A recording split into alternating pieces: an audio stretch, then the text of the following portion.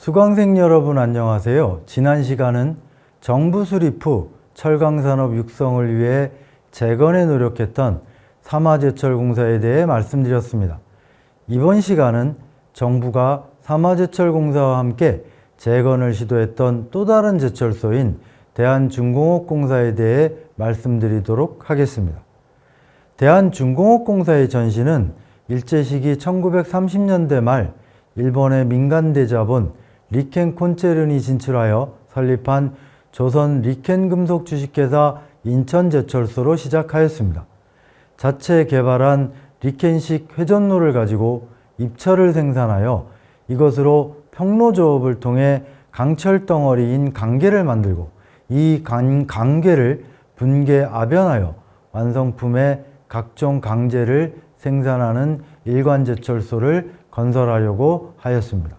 그러나 전시체제기로 접어들면서 자재난 등으로 계획이 이루어지지 않았고 1942년 12월 가네가우치 실업 주식회사가 인수하여 가동하였습니다.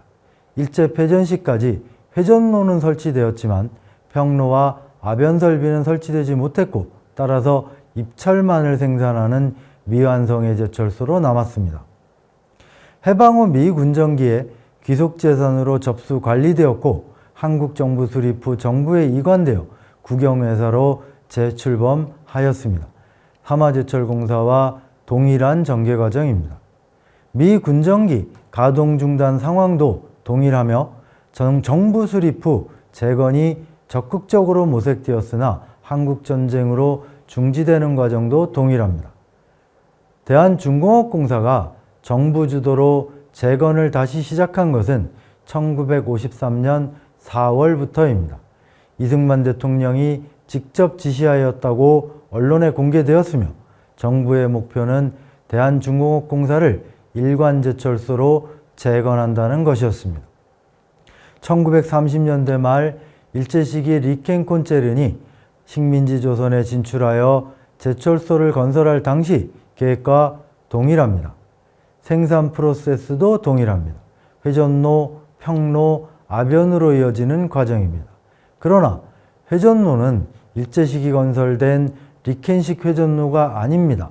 새롭게 스티셀버그 회전 재선로라는 새로운 회전로의 설치가 계획되었습니다.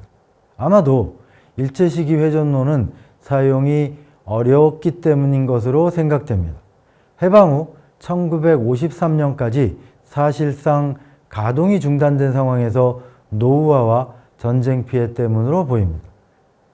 새로운 회전로는 연간 생산 능력 28,000톤으로 2기를 설치하고 강계를 만들 평로는 50톤급 1기를 건설, 그리고 생산된 강계를 분계 압연하는 설비까지입니다.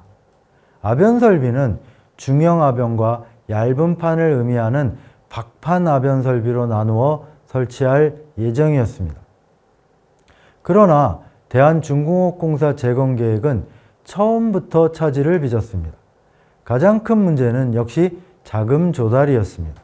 미국의 반대로 원조 자금에 의존할 수 없는 상황에서 재정자금인 국고보조, 보증채무만으로 일관제철소를 새롭게 건설하기는 어려웠습니다.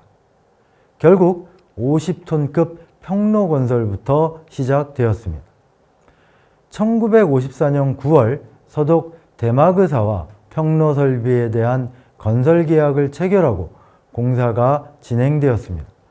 공사의 주요 내용은 총 공사비 17억 4,362만 원으로 여기에는 외화 138만 9,800만 달러가 포함되었습니다.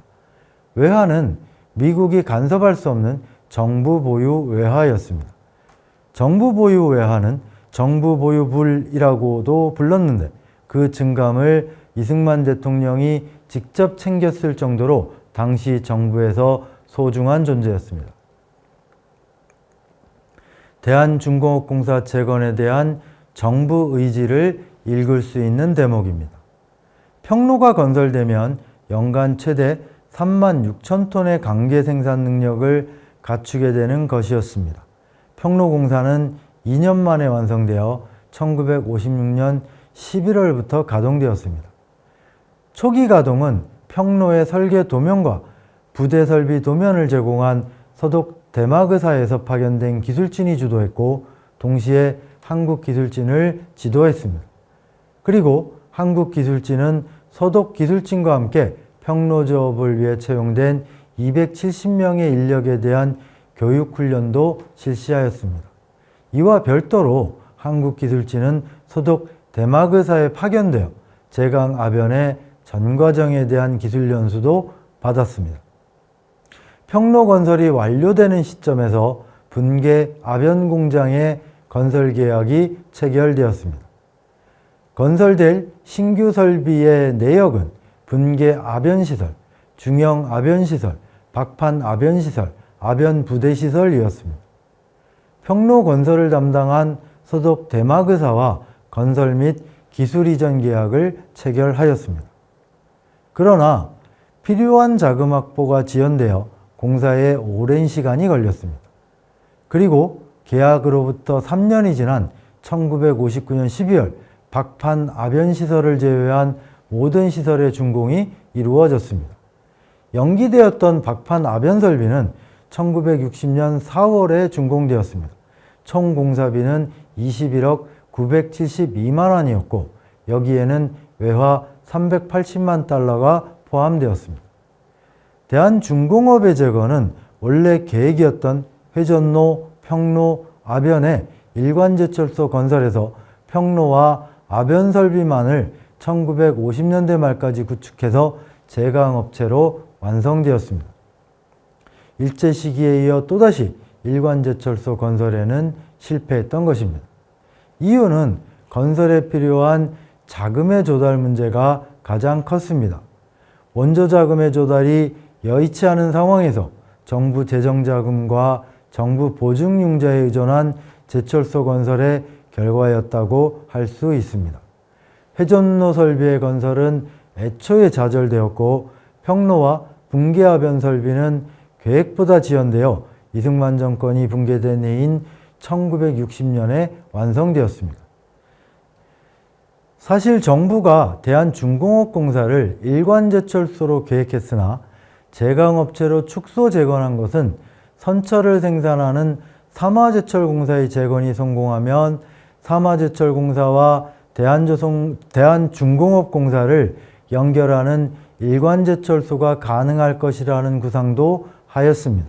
즉 삼화제철공사가 생산한 선철을 대한중공업공사에 보내 평로제강과 아변을 통해 철강제를 생산한다는 구상입니다. 그러나 삼화제철공사의 재건에 실패하면서 이 구상도 물거품이 되었습니다. 결국 새롭게 한국 실정에 맞는 신규 종합제철소의 건설을 모색하게 됩니다.